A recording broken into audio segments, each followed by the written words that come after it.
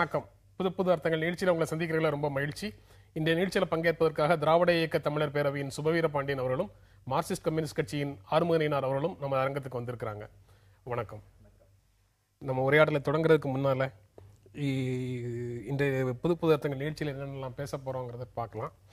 முதல் பகுதியில் பிரச்சனைகள் அடிப்படையில் மட்டும்தான் காங்கிரஸோட சேர்ந்து செயல்படுவோம், மற்றபடி தேர்தல் கூட்டணி எல்லாம் கிடையாது அப்படின்னு மார்க்சிஸ்ட் கம்யூனிஸ்ட் கட்சி பொதுச் செயலாளர் சீதாராம் யெச்சூரி சொல்லியிருக்கிறாரு. அதை பற்றி பேசலாம். அடுத்த பகுதியில் பேங்காக்ல நடந்த உலக சமஸ்கிருத மாநாட்டில் கலந்துகிட்ட வெளியுறவுத்துறை அமைச்சர் சுஷ்மா ஸ்வராஜ் மக்களுடைய மனசை தூய்மைப்படுத்துவதற்கு சமஸ்கிருதத்தை அவங்க கிட்ட பரப்பணும் அப்படின்னு சொல்லியிருக்காரு. அதை பற்றி பேசலாம். கடைசி பகுதியில் திண்டிவனத்தில் நடந்த கூட்டத்தில் கலந்துகிட்ட பாமக நிறுவனர் ராமதாஸ் பெரியார் சுயமரியாதை மற்றும் தன்மானத்தை வலியுறுத்தினாரு. அவருக்கு பின்னால் வந்த அண்ணா கண்ணியத்தையும் சேர்த்து வலியுறுத்தினாரு. ஆனால் இன்றைய அரசியலில் அவை எல்லாம் காணாமல் போயிடுச்சுன்னு பேசியிருக்காரு. அதனால அரசியலில் கண்ணியம்ங்கிறதை பற்றி இறுதியாக பேசலாம். மோடி அரசு மேற்கொண்டு வரும் கொள்கைகளுக்கு எதிராக சில குறிப்பிட்ட பிரச்சனைகள்ல மற்ற அரசியல் கட்சிகளோட நாடாளுமன்றத்துக்கு உள்ளேயும் வெளியேயும் போராடுறதுக்கு நாங்கள் கைகோர்த்து நிற்போமே தவிர காங்கிரஸ் கட்சி உள்ளிட்ட அந்த மாதிரி வேற சில கட்சிகளோட கூட்டணிக்கான வாய்ப்பே இல்லை அப்படின்னு சீதாராம் யெச்சூரி சொல்றாரு.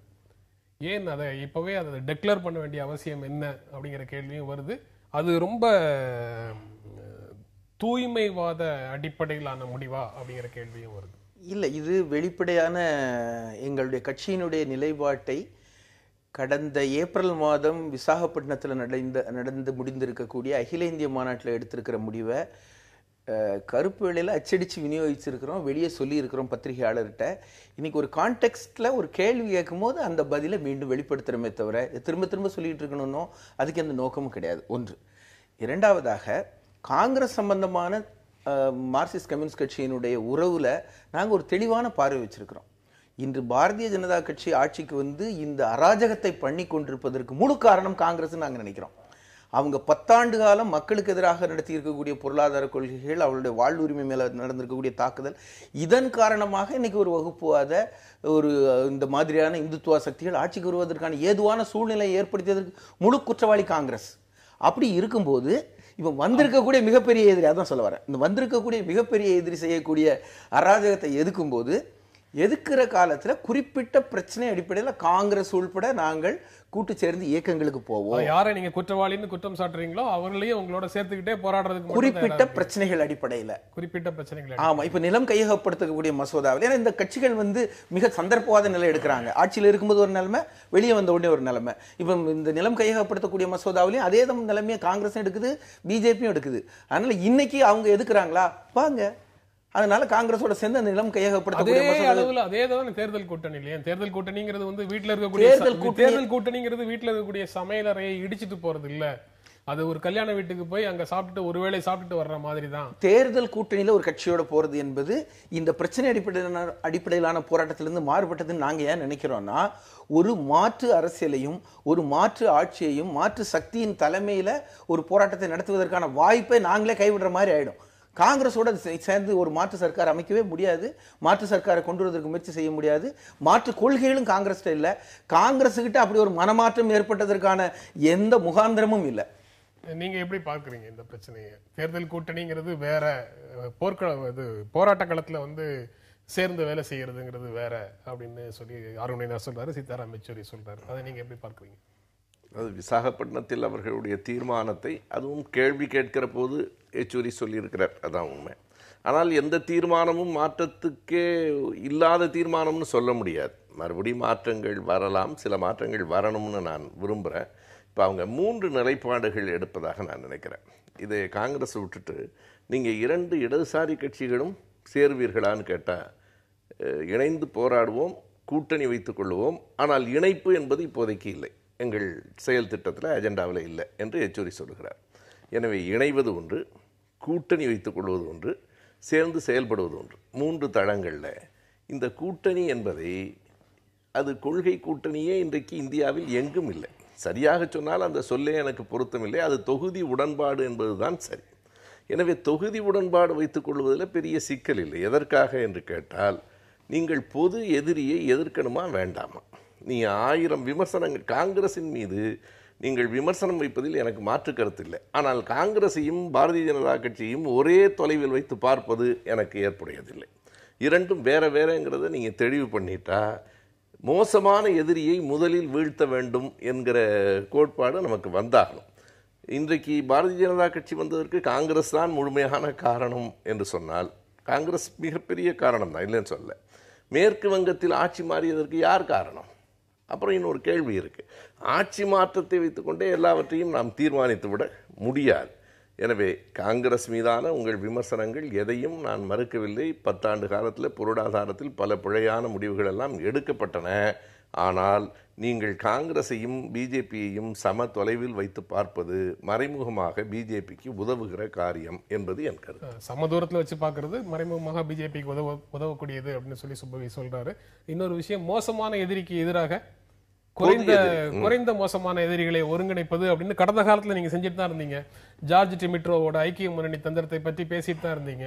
ஆனா இப்ப ஒரு தூய்மைவாதம் புதிதாக வந்திருக்கிற மாதிரி தெரியுது அந்த கட்சி காங்கிரஸுக்கு பிறகு.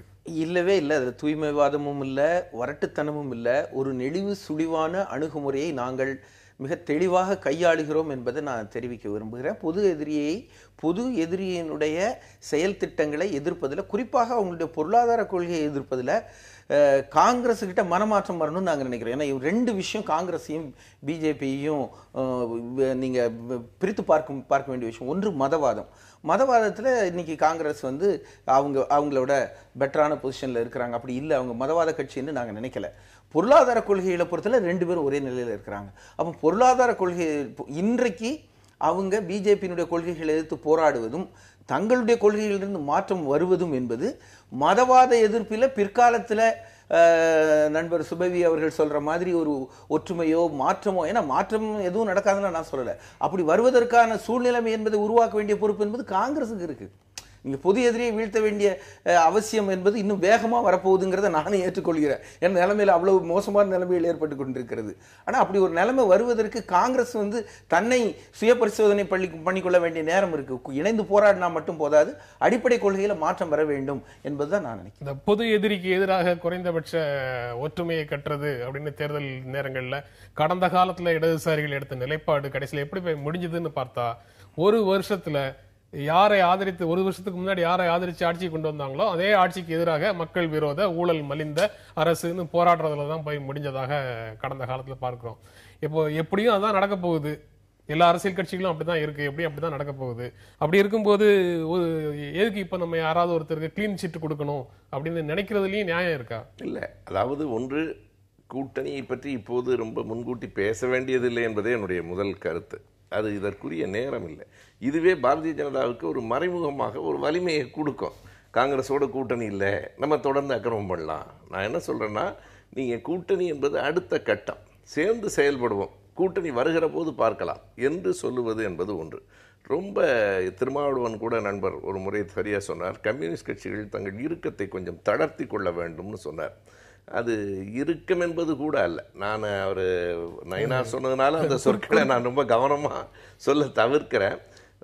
எப்போது நீங்கள் அப்படி இறுக்கமாக இருக்கலாம் என்றால், ஒரு மார்க்சிஸ்ட் கட்சியே ஒரு ஆட்சியை கைப்பற்றுகிற நிலை வருகிறதுன்னு சொன்னால் இந்த கூட்டணிகளை எல்லாம் தவிர்த்து விட்டு அதை நோக்கி செல்லுவது என்பது சரி.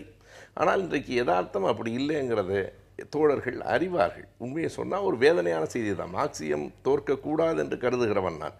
ஆனால் என்ன நேர்ந்திருக்கிறது என்றால், மார்க்சிய கட்சிகள், கம்யூனிஸ்ட் கட்சிகள் இங்கே தேய்ந்து கொண்டுதான் இருக்கின்றன. 2004 அவங்க இறுக்கத்தை தளர்த்தினதுனாலதான் இப்ப அவங்க மிகவும் அதிகமான செல்வாக்கு சரிவுக்கு உள்ளாயிட்டாங்களோ அப்படின்னு பார்க்கலாம்னு நினைக்கிறேன் நானும். அந்த கோணத்துல அதாவது இந்த காங்கிரஸ் கட்சியினுடைய ஆட்சிக்கு ஆதரவு கொடுத்ததன் மூலம் கம்யூனிஸ்ட் கட்சி நலம் பற்றி அவர்கள் சிந்திக்கணுங்கிறது நியாயம்தான். நாட்டின் நலம் அதை விட பெரியது என்பதை முடிவு செய்யல. சுபவி அவர்கள் ஸ்டேட்மெண்ட்ல எனக்கு ஒரு கருத்து மாறுபாடு எங்க இருக்குன்னா, அது பொதுவாக தேய்மானத்தில் இருக்கிறது என்பது அதாவது இன்னைக்கு செட்பேக் என்பதை நான் ஏற்றுக்கொள்கிறேன். ஆனா அது என்னைக்குமே இல்லை. நீங்க சுதந்திர இந்தியாவில் நீங்க சொன்ன மாதிரி 2004 தி ஹையஸ்ட் 62, இன்னைக்கு லோயஸ்ட், ரெண்டுமே சந்திச்சிருக்கிறோம் இந்த காலகட்டத்தில். பட் இதை மீறி ஒரு கொள்கைக்கான சரியான பாதைக்காக மக்கள் மத்தியில் இழந்த நம்பிக்கையை மீட்பதற்கான போராட்டத்தை மிக கடுமையாக நடத்துறோம், முன்னுக்கு வருவோம் என்ற நம்பிக்கை இருக்கிறது. அதனால அதுல ஒன்றும் பெரிய பிரச்சனையே இல்லை. தாய்லாந்து நாட்டின் தலைநகர் பேங்காக்ல 16வது உலக சமஸ்கிருத மாநாடு ஞாயிற்றுக்கிழமை தொடங்கியது. 5 நாட்கள் நடைபெறக்கூடிய இந்த மாநாட்டில் நேற்று முதன்மை விருந்தினராக சுஷ்மா ஸ்வராஜ்க்கு கலந்து கொண்டு சமஸ்கிருதத்தில் பேசினார் அப்படிங்கிறது செய்தி. இது வந்து நம்முடைய மனதை தூய்மைப்படுத்த சமஸ்கிருதம் இன்றியமையாதது. மனிதர்களின் மனங்கள் தூய்மை அடைவதன் மூலம் உலகம் முழுவதும் பரிசுத்தம் அடையும் அப்படின்னு சுஷ்மா ஸ்வராஜ் பேசியிருக்கிறாங்க. சுபவி, நீங்க தான் சொல்லணும், மனம் தூய்மையாகிறதுக்கு சமஸ்கிருதத்தை பரப்ப வேண்டும் அப்படின்னு அவங்க பேசுறது, அவங்க சமஸ்கிருதத்திலேயே பேசுறதையும் நீங்க தான் எப்படி பாக்குறீங்கன்னு சொல்லணும்.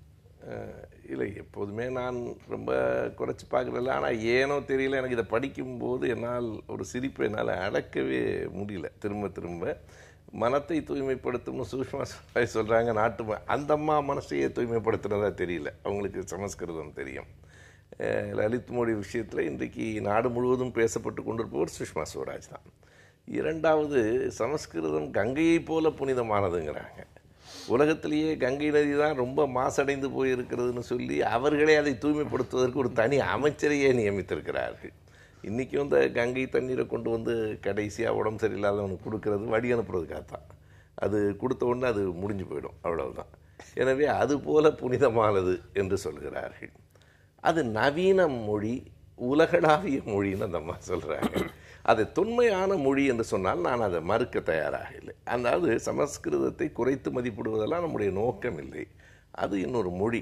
ஆனால் அது வெறும் மொழி மட்டுமல்ல, அது ஒரு பண்பாட்டு வல்லாண்மை என்பது அதில் இருக்கிற அடிப்படையான செய்தி. இவர்கள் சமஸ்கிருதத்தை தூக்கி பிடிக்கிறதே ஒரு மொழியை பேண வேண்டும் என்பதற்காக இல்லை, அதற்குள் இருக்கிற ஒரு பண்பாட்டு வல்லாண்மையை, ஆதிக்கத்தை உயர்த்தி பிடிப்பதற்காகத்தான். ஆனாலும் அது ஒரு தொன்மையான மொழி, இலக்கணம் வாய்ந்த மொழி என்பதையெல்லாம் நாம் ஏற்கலாம். அதை நவீனமான மொழி என்று சொல்லுவதும், உலகம் பூரா சமஸ்கிருதமாக பேசிட்டு தெரியுமா? இப்போ இந்தியாவிலேயே எந்த மாநிலத்தில் சமஸ்கிருதம் பேசப்படுது, யாருக்கு தாய்மொழின்னு தெரியல. எனவே 3 விதமான கூற்றுகள். ஒன்று, மனத்தை தூய்மைப்படுத்தும் என்பது, கங்கை மாதிரி தூய்மையானது என்பது, நவீனமான உலகளாவிய மொழி என்பது. இந்த 3ஐயும் அது என்ன சொல்லுதுன்னு தெரியல, எந்த கூற்றும் ஒரு மத்திய அமைச்சர் பேசுகிற ஒரு தரத்திற்கு உரியதாக அதாவது உண்மை கலப்பே அற்றதாக அது இருக்கிறது. அறிவியல் தொழில்நுட்பத்துறையில புதிய கண்டுபிடிப்புகளை மேற்கொள்ள புதிய விஷயங்கள் தேவை, அவை சமஸ்கிருத மொழியில ஏராளமாக உள்ளன அப்படின்னு ஒரு ஆழமாக கண்டுபிடிச்சு சொல்லியிருக்காங்க. அதில் ரொம்ப கவனமான செய்தி, ஐஐடி இதனோடு இணைந்து பணியாற்றணுங்கிறாங்க. அதாவது இதை அறிவியல் மொழி என்று ஐஐடிக்காரர்கள் அறிவிக்கணும் அப்படிங்கிறது தான் அதனுடைய செய்தி. இரண்டாவது, நவீன அறிவியலை பயன்படுத்தி இந்த மொழியை, அந்த மொழியின் மூலமாக ஒரு குறிப்பிட்ட சமூகத்தின் ஆதிக்கத்தை நிலைநிறுத்துவதற்கு இந்த அரசு திரும்ப திரும்ப முயல்கிறது என்பதைத்தான் இந்த சுஷ்மா ஸ்வராஜ் அவர்களின் பேச்சு நமக்கு காட்டுது. நயினார், நீங்க எப்படி பார்க்குறீங்க? நான் சுபவி அவர்களுடைய கருத்தில் முழுமையாக உடன்படுறேன். ஆனால் இதில் இந்தியாவில் மொழிகளுடைய வரலாறு பற்றி நம்ம பின்னோக்கி பார்த்தோன்னா, பல ஆயிரக்கணக்கான மொழிகள் பேசப்பட்ட தேசமாக இது இருந்திருக்கு ஆரம்ப காலத்தில். அதில் குறைஞ்சது சில 100 மொழிகளாவது 20ஆம் நூற்றாண்டு வரைக்கும் பயணம் செஞ்சு வந்திருக்குது. இன்னைக்கு நீங்கள் 18 மொழி 10 மொழி நீங்கள் அங்கீகரிக்கப்பட்ட மொழிலாம் பார்த்தீங்கன்னா, சில மொழிகள் மட்டும் உயிரோடு இருக்க தவிர மற்றதெல்லாம் வேகமாக அழிந்து கொண்டிருக்கிறது. அவங்க சமஸ்கிருதத்தை தூக்கி பிடிப்பதற்கு ஒரே காரணம் ஐயா சொன்னது தான். அதாவது அந்த அவங்களுடைய கலாச்சார ரீதியான ஆதிக்கத்தை செலுத்துவதற்கு எல்லா துறையிலும் செய்கிற முயற்சியினுடைய ஒரு வெளிப்பாடு தான் சமஸ்கிருதத்தை தூக்கி பிடிப்பது. அதில் அவங்களுடைய பாங்காங் உரை என்பது இது மட்டும் இல்லை, இவங்க எந்த காரியத்தை செஞ்சாலும் ஒரு அதீதமாக பேசுவது. இப்போ கருப்பு பணத்தை நாங்கள் வந்த உடனே, ஆட்சிக்கு வந்த உடனே 100 நாளில் கொண்டு வருவோம், எல்லாருக்கும் ஆளுக்கு 15 லட்சம் அக்கௌண்ட்டில் போடுவோம்னு சொன்னாங்கல்ல, அது மாதிரி ஒரு ஹாஸ்யமாக கூட தான் அதை எடுத்துக்கொள்ள முடியும்னு நண்பர் சொன்னாங்க. அது ரொம்ப உண்மை. அதனால் இது அவங்களுடைய அனைத்து துறை செயல்பாட்டிலையும் அரசியல் ரீதியாக இந்துத்துவாவினுடைய மேம்பாட்டை கொண்டு வருவதற்காக அவங்க செய்யக்கூடிய பல சாகசங்களில் இது ஒன்று. அதில் உள் முரண்பாடுகள்லாம் அவங்க நல்லா எடுத்து சொன்னாங்க. அதாவது தொன்மைக்கும் நவீனத்துக்கும் இடையில கூட இருக்கிற வித்தியாசம் கூட தெரியாதா? இந்த 2 வார்த்தையும் நேரடியாக முரண்பட்ட விஷயம். இது மாதிரி பல விஷயங்கள் அந்த அவங்க பழமையும் புதுமையும் கலந்த ஆரோக்கியமான கலவையே இன்றைய தேவை அப்படின்னு சொல்றாங்க. அதாவது தொன்மையாக இருக்குங்கிறதுக்காக அனைத்தையும் நாம் புறக்கணிக்க வேண்டியதும் இல்லை, நவீன தேவைகளுக்கு தகுந்த மாதிரி பழசுல இருந்து எடுக்கக்கூடிய விஷயங்களை எடுத்துக்கொள்ள வேண்டியதுதான். அது ரொம்ப சரியான பார்வை தான். நம்முடைய பழசை மறக்க முடியாது, பழசை நிராகரிக்க முடியாது, வரலாற்றை நீங்க தப்பா சொல்லக்கூடாது. அதுல இருக்கிற நல்ல விஷயங்களை எடுத்துக்கொண்டு நவீனப்படுத்த வேண்டும் என்பதுல கருத்து வேறுபாடு இல்லை. ஆனா நடைமுறையில் அது எங்க இருக்குங்கிறது தானே பிரச்சனை. இப்ப நீங்க நடைமுறையில நீங்க வழக்கு மொழியில ஹிந்தி தானே நீங்க எல்லா இடத்துலையும் பண்றீங்க, எங்க சமஸ்கிருதத்தை எப்படி பண்ண முடியுங்கிற ஒரு கேள்வி இருக்கு. அதுக்குள்ள இருக்கக்கூடிய கலாச்சாரம் என்பதை விடவும் அடிப்படையாக மதம் சம்பந்தப்பட்ட விஷயம் தான் அவங்க மனசுல ஆழமா ஓடிக்கிட்டு இருக்குன்னு நான் நினைக்கிறேன். நீங்க வெளியில வந்து ஒரு பொதுவான இந்திய மக்களோட இருக்கக்கூடிய ஒரு பொதுக்கூட்டத்துல இந்த மாதிரி விஷயங்கள் பேசினாங்கன்னா நம்ம பேசுறதுல ஒரு பொருள் இருக்கோ அப்படின்னு தோணுது. இது உலக சமஸ்கிருத மாநாடு, சமஸ்கிருத அறிஞர்கள் பங்கேற்கக்கூடிய ஒரு மாநாடு. அங்க வந்து கிட்டத்தட்ட அவங்க பேசினதுக்கு அது அந்த கூட்டத்திற்காக, அந்த மாநாட்டில் இருக்கக்கூடியவர்களுக்காக பேசியது அப்படின்னு நம்ம அதை ஸ்கிப் பண்ணிட்டு போயிடலாம், அதை அப்படியே விட்டுட்டு போயிடலாமா? இல்ல, ரெண்டு செய்தி நான் சொல்றேன். ஒண்ணு, சமஸ்கிருதத்தை புறக்கணிக்கணும்னு நம்ம சொல்லல. இரண்டாவது, சமஸ்கிருத மாநாட்டில் பேசுகிற போது சமஸ்கிருதத்தினுடைய மேன்மைகளை பேசுவதையும் நான் குறை சொல்லலை. ஆனால் தோழர் நான் சொன்னது மாதிரி அது அதீதமாக இருக்கக்கூடாது, ரொம்ப மிகையாக பொருத்தமற்றதா. மன தூய்மை அப்படின்னு சொல்றது அதெல்லாம் எல்லா மொழியிலும் நல்ல இலக்கியங்கள் இருக்கின்றன. எந்த மொழியிலும் இப்போ நீங்கள் திருக்குறள் படித்தாலும், சீன மொழியில் கன்ஃபூஷியஸ் படித்தாலும் அதில் மன தூய்மைகள் வரலாம். எந்த மொழி இலக்கியம் பற்றியும் விவாதங்களும் வரலாம். எதுவுமே விவாதத்துக்கு உட்படாததும் இல்லை. ஆனால் ரொம்ப மிகையாக, செயற்கையாக பாராட்டுவது என்பது ஒரு சமஸ்கிருத மாநாட்டுக்கு கூட பொருத்தமானதாக இல்லை. நீங்கள் சரியான செய்தியை சொல்லுங்கள். சமஸ்கிருதத்தில் சொல்லக்கூடிய மேன்மையான செய்திகள் ஏராளமாக இருக்கலாம், எனக்கு சமஸ்கிருதம் தெரியாது. ஆனால் அப்படி இல்லாமல் பொருத்தமில்லாத அல்லது உண்மைக்கு மாறான செய்திகளை ஒரு மத்திய அமைச்சர் பேசுவது அந்த மாநாட்டையும் மேன்மைப்படுத்தாது, அந்த மொழியையும் மேன்மைப்படுத்தாது, அவர் வகிக்கும் பொறுப்பையும் மேன்மைப்படுத்தாது. நேற்று திண்டிவனத்தில் பாட்டாளி மக்கள் கட்சி பொதுக்கூட்டத்தில் பேசும்போது டாக்டர் ராமதாஸ் சொல்றாரு, கடந்த 50 ஆண்டு காலமாக திமுக அதிமுக ஆட்சியில் தமிழகம் 2 மாநிலமாக மாறிடுச்சு. பெரியார் சுயமரியாதை மற்றும் தன்மானத்தை வலியுறுத்தினார். அவருக்கு பின்னால வந்த அண்ணா கண்ணியத்தையும் சேர்த்து வலியுறுத்தினார். ஆனால் இன்றைய அரசியல்ல கண்ணியம், சுயமரியாதை, தன்மானம் எல்லாம் காணாமல் போய்விட்டன அப்படின்னு சொல்றாரு. கண்ணியமான அரசியல் இன்று இல்லை அப்படின்னு சொல்லும் போது, அண்ணா வலியுறுத்தினார்ங்கிறத சொல்ற வரைக்கும் அவர் வந்து ஏற்கிறார், அதையும் அண்ணாவை நிராகரிக்கல. அண்ணா கண்ணியத்தை சேர்த்து வலியுறுத்தினார்னு சொல்றது அண்ணா வரைக்கும் ஏற்கிறாரு. அதற்கு பிறகு திராவிட முன்னேற்ற கழகம், அதற்கு அண்ணாவுக்கு பிந்தைய திராவிட முன்னேற்ற கழகம், அதிலிருந்து பிரிந்து வந்த அனைத்து இந்திய அண்ணா திராவிட முன்னேற்ற கழகம், இரண்டுமே தான் கண்ணியம் இல்லாமல் போனதுக்கு காரணம் அப்படின்னு அவர் சொல்றதாக புரிஞ்சுக்கலாமா? அண்ணாவை கூட அவர் உண்மையில் ஏற்பதில்லை எனக்கு தெரியும். அண்ணாவை ஏற்பதாக இந்த அறிக்கை சொல்வதற்கான அடிப்படை காரணம் அண்ணா இறந்து போயிட்டாருங்கனால தான். இருந்தால் அவர் ஒத்துக்க மாட்டார். ரெண்டாவது, திராவிட இயக்கங்களின் மீது எப்போதும் இப்படி ஒரு குறை சொல்லுவது, அதையும் திமுகவையும் அதிமுகவையும் சமமாக பார்ப்பது, இதுதான் எப்போதும் இங்கே நடந்து கொண்டிருக்கிற ஒரு வேலை. 50 ஆண்டு கால திராவிட இயக்க ஆட்சி என்று சொல்லுவதே, திமுக ஆட்சியும் அதிமுக ஆட்சியும் ஒரு ஆட்சி அல்ல, இரண்டும் ஒரு கட்சி அல்ல, இரண்டும் சம தொலைவில் வைத்து பார்க்க வேண்டிய கட்சிகளும் இல்லை. ஆனால் அப்படி செய்வதென்பதே திமுகவை இழிவுபடுத்துவது என்று நான் பார்க்கிறேன். ஒன்று. ரெண்டாவது, அவர் திமுக அதிமுக பற்றி மட்டும் இல்லை, நிறைய விமர்சனங்களை தேமுதிகவை பற்றி, பாஜகவை பற்றி எல்லாவற்றையுமே அந்த அறிக்கையில் சொல்லியிருக்கிறார்.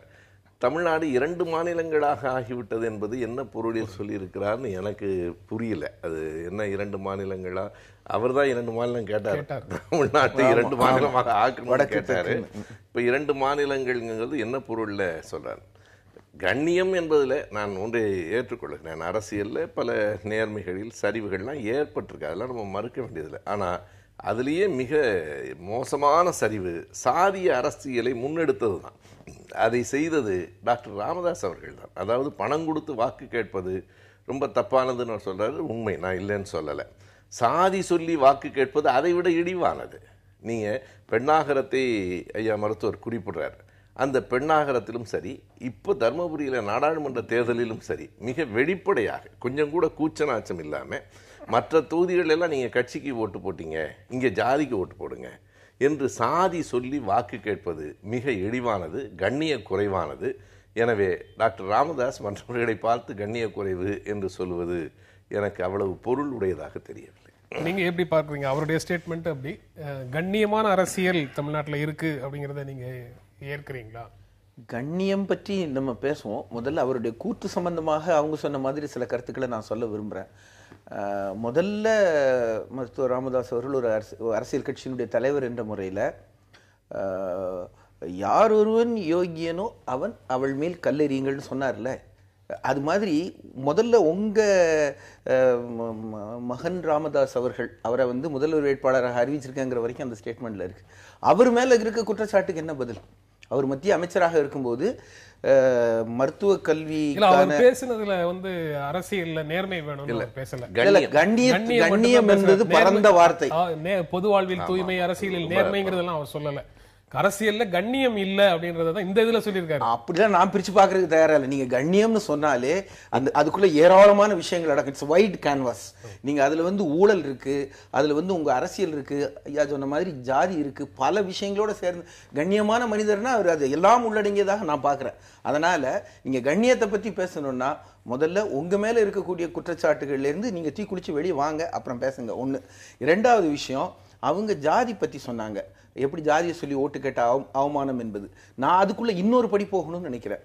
இன்னைக்கு காலகாலமாக ஒடுக்கப்பட்ட தலித்துகள் வந்து தலித்துகள் பிறர் என்ற ஒரு பிளவு இருப்பதாக நான் சமூகத்தில் அப்படி ஒரு அவங்க தலித்துகள் தாக்கப்படும் போது நான் சொல்றேன்.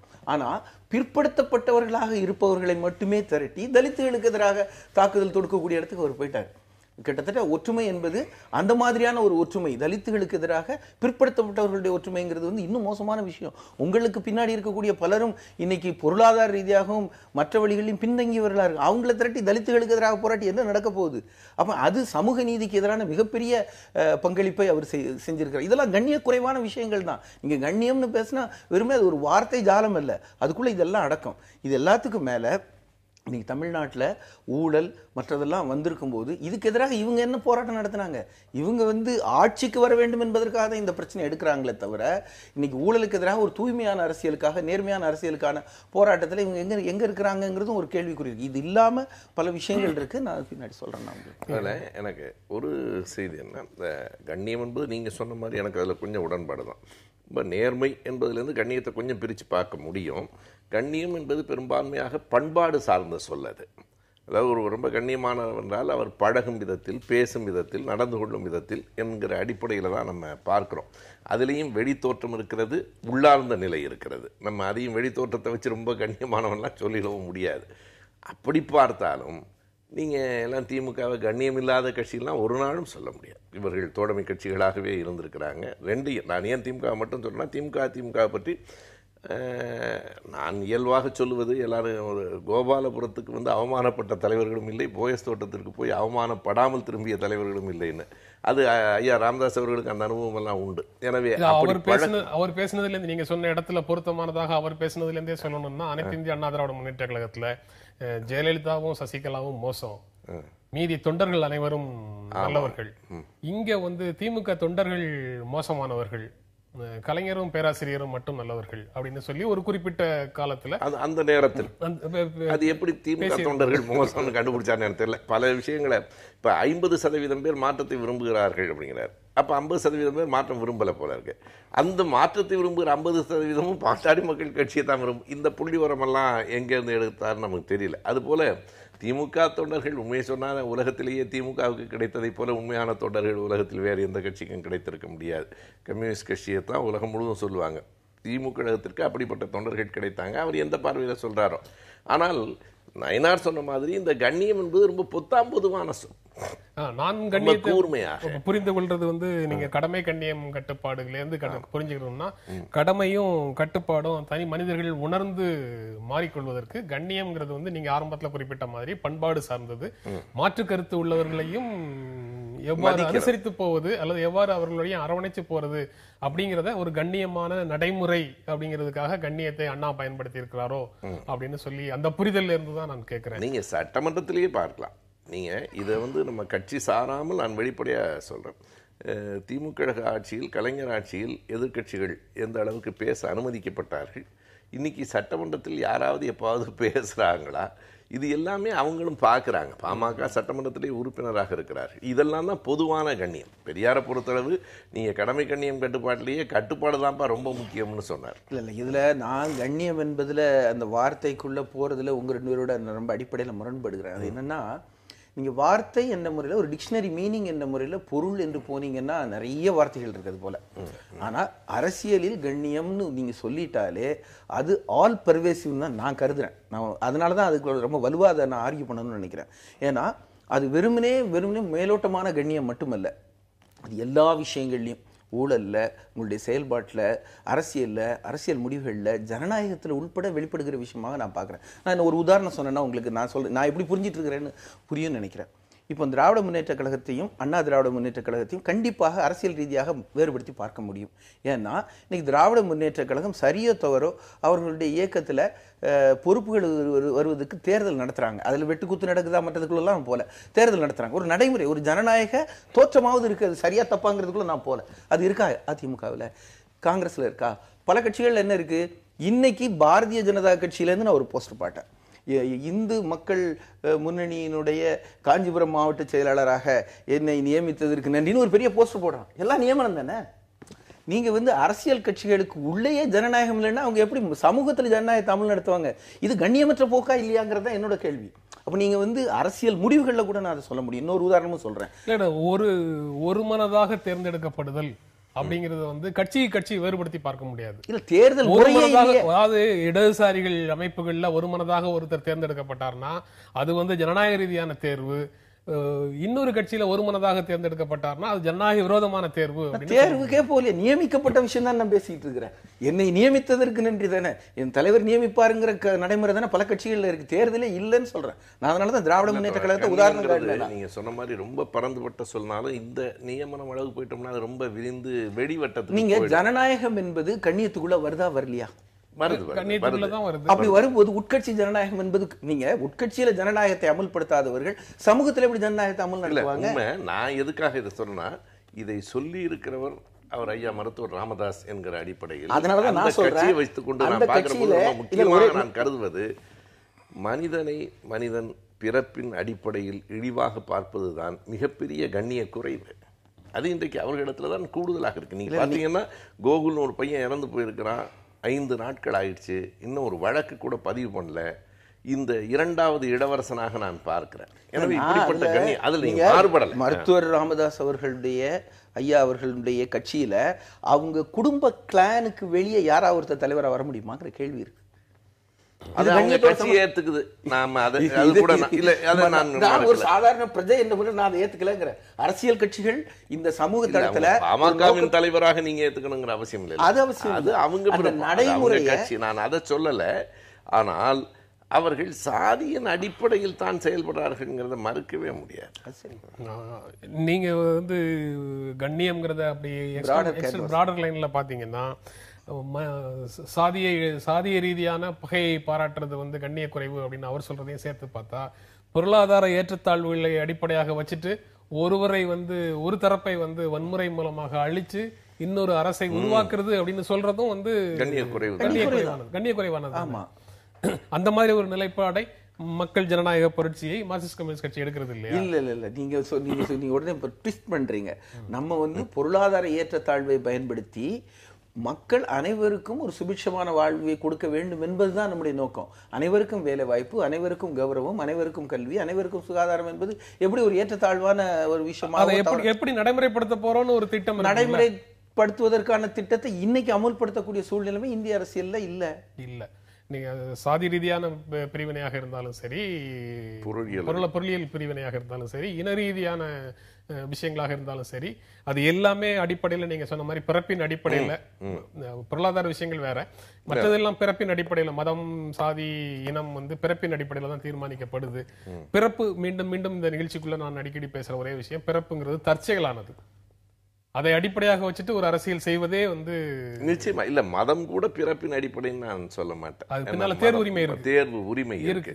எந்த உரிமையும் இல்லாத ஒரு சாதி தான். அதை நான் தீர்மானிக்கவும் இல்லை, என் மீது திணிக்கப்படுது, அதை நான் மாத்திக்க முடியாது.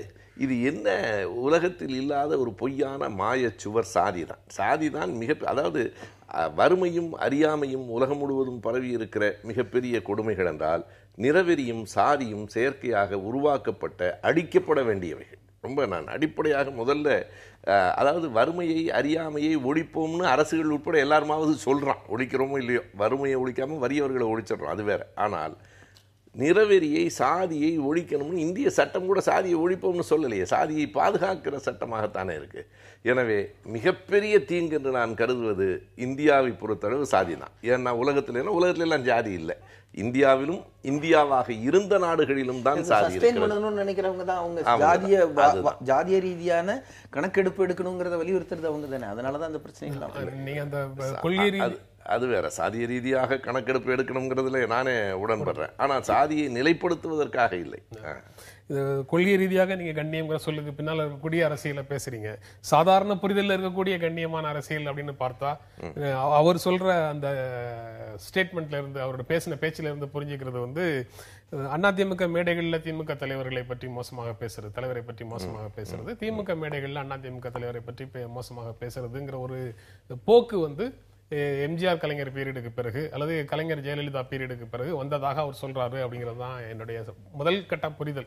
இந்த பரந்த அளவுல கண்ணியத்தை பத்தி புரிஞ்சுக்கிறதுக்கு முன்னாடி முதல்ல படிச்ச உடனே வர்ற உணர்வு அதுதான் வருது. அதுல வந்து நீங்க முரண்பட முடியுமா? இல்லை, அதாவது கண்ணிய குறைவாக மேடைகளில் பேசுகிறது இரண்டு கட்சிகள்லையும் நீங்க பார்த்தீங்கன்னா, திமுகவில் மேல்மட்டத்தில் இருக்கிற யாரும் அப்படி பேசுவதில்லை. இந்த அம்மையாரை பொறுத்தளவு சட்டமன்றத்திலேயே, நான் ரொம்ப வெளிப்படையாக சொன்னால், சட்டமன்றத்தில் தலைவர் கலைஞர் அவர்களை தள்ளுவண்டி தாத்தான்னு ஒருத்தர் பேசினார். அன்று மாலையே அவர் அமைச்சராக்கப்பட்டார். அன்றைக்கு மாலையே, தீபாவளிக்கு முதல் நாள். எனவே தரக்குறைவாக பேசுவதை ஒரு தலைவரே ரசிப்பதை நான் அங்கே பார்க்குறேன். ஒரு நாளும் தலைவரை வச்சுட்டு இங்கே அப்படி யாரும் பேச மாட்டாங்க. ஒரு மூன்றாம் கட்டம் நான்காம் கட்ட தொண்டர்கள் உணர்ச்சி வயப்பட்டு அப்படி பேசுவது என்பது வேறு. ஆனால் அதையுமே நான் ஏற்கலை. அப்படி பேசக்கூடாது.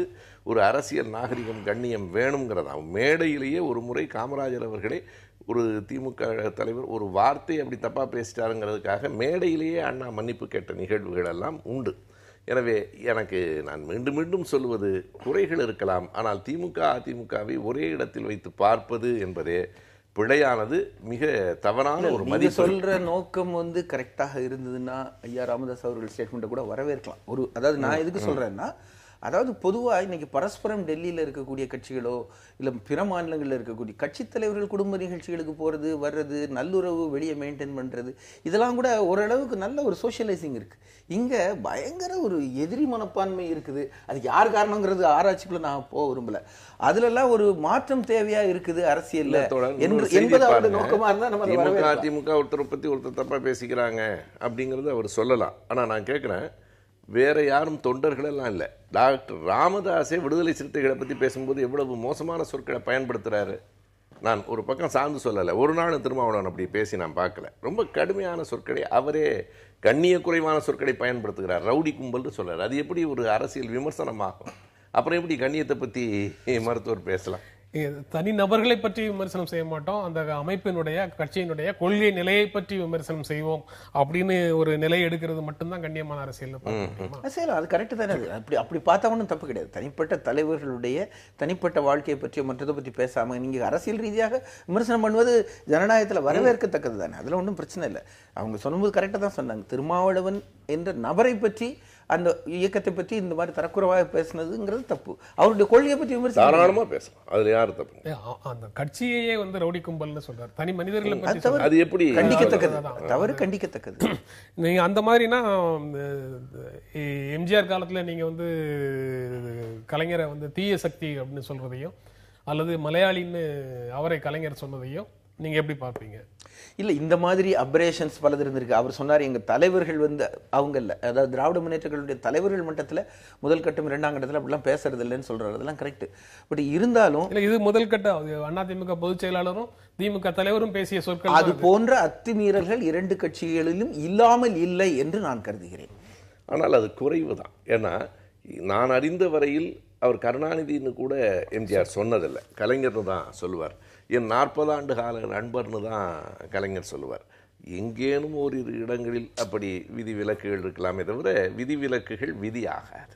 பெரும்பான்மையாக நாகரிகமாக இந்த அம்மையார் அரசியல் தளத்துக்கு வந்ததற்கு பிறகுதான் நீங்கள் அவருடைய வயதுக்காகவாவது தலைவரை பற்றி பேசும்போது, நம்ம பேசும்போது பேசுகிற சொற்கள், பயன்படுத்துகிற முறை, பெயர் சொல்லுவது மரியாதை குறைவு அல்ல, ஆனாலும் பெயர் சொல்லிக்கொண்டே இருப்பது ஒரு பெரிய நாகரிகம் இல்லை. நீங்க நிகழ்ச்சி நிறைவு செய்ய வேண்டிய இடத்துல இருக்கிறோம். நீங்க இறுதியாக என்ன சொல்ல விரும்புறீங்க? இல்ல அரசியல்ல கண்ணியம், என்று வரும்போது நான் அதை ஒரு ஆல் பெர்வேசிவாக பார்க்குறேன். இன்னைக்கு அது அவருடைய நோக்கம் எல்லாரையும் சரி பண்ணுவதற்காக இருந்தால் நான் அதை வரவேற்கவும் செய்கிறேன். ஆனால் அது வெறும் வார்த்தை ஜாலமாக இவர் ரொம்ப நல்லவருன்னு சொல்லிட்டு அவர் செய்கிற காரியங்கள்லாம் மோசமாக இருந்தேன். அதனால் ஒரு ஆல் பெர்வேசிவாக இன்னைக்கு கட்சிகள் கண்ணியத்தோடு நடந்து கொள்வதற்கு அது ஜனநாயகம் உள்பட, மதச்சார்பின்மை உள்பட, ஊழலற்ற தன்மை உள்பட, அந்த கட்சிகளுடைய கொள்கை உள்பட சார்ந்த விஷயமாக கண்ணியம் கருதப்பட வேண்டும் என்று நான் கருதுகிறேன். அந்த முறையில் நான் அதை வரவேற்கிறேன். ஆரம்பத்துல சொன்னதுல ஒரு சொல்லி விட்டு போச்சு, சாதியவாதம் இல்லாத. நீங்க உங்களுடைய நிறைவான அரசியலில் கண்ணியமும் நேர்மையும் மிக கண்டிப்பான தேவைகளாக, இன்றைக்கு முதன்மையான தேவைகளாக ஆகி கொண்டிருக்கின்றன. மக்களின் மனங்களில் கூட அது பற்றிய ஒரு பெரிய ஒரு வெறுப்புணர்ச்சி, இன்றைக்கு கண்ணியம் இல்லாத, நேர்மை இல்லாத நிலை வந்துகிட்டு இருக்குங்கிற ஒரு எண்ணம் வந்து கொண்டிருக்கிறது. எனவே கண்ணியமும் நேர்மையும் காப்பாற்றப்பட வேண்டும் என்பதில் எந்த மாற்று கருத்தும் இல்லை. அதில் ரொம்ப அடக்கமானது சாதிய இழிவு என்பதுதான் மிகப்பெரிய கண்ணிய குறைவு. அதை முதலில் பாமக விட்டுவிடுமானால் இந்த நாட்டிற்கு ஒரு நல்ல எதிர்காலம் உண்டு என்று நான் கருதுகிறேன். இந்த நிகழ்ச்சியில் பங்கேற்ற உங்களுடைய கருத்துக்களை பகிர்ந்து கொண்டதற்கு எங்கள் நெஞ்சார்ந்த நன்றி. மீண்டும் சந்திப்போம். நன்றி, வணக்கம்.